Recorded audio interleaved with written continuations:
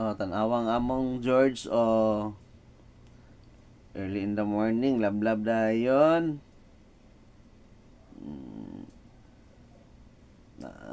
Gusto na siya nga lambing-lambing perminti na kung maghigda ka matungtong na na sa imong dughan. Diba, Georgie? Mani among adopted cat. So, it's November 1. Then, mag-adto lang mi karon sa adto na permi sa sa sementeryo karon.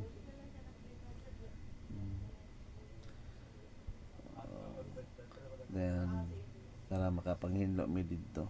Actually, wala mi naka adtog butuan para makalagot sa akong side. So, dire sa mi side ng misis. Banin ako si Georgie. Bano na mo dito. Luoy kayo mong akera. Magsigig didi ang mga anak. Then, yung didi, samad-samad na. Luoy kayo. Medyo miniwang siya. Nagko naman ko yung mga didi ko. Yung mga baby. Yung mga papi di ay, sorry. Nga, gusto nang makaayaw mo didi. Asa ka, George? Si George gusto nang magawas. Sa una, may abot og mga 10 among mga cats. Tapos, ang among natawag ini. Amo dayong koan mga iro pat kabuok. Then, nangamatay ang uban nagkasakit. So, gamay na lang. Yeah. Nami adopted sa una, ang first na mo adopted is si RC.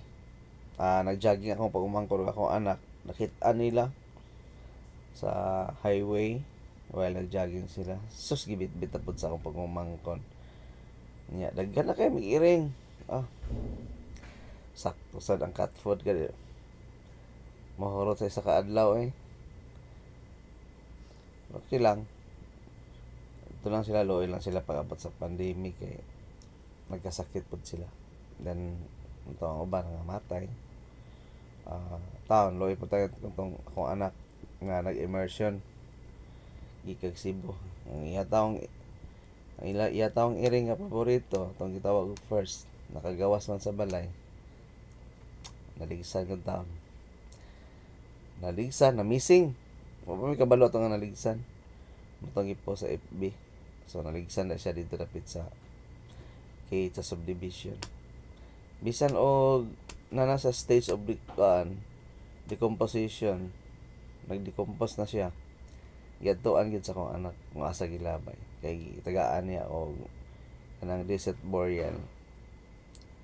Ang mo tindahan dito sa kuha, tindahan mo dito sa may Taguanaw area, nahimo siyang graveyard sa iro ug sa kuan mga iring.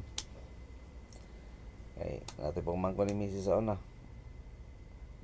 Pakiiro sa pakiiring. Siya permente kuan mang mag-atiman.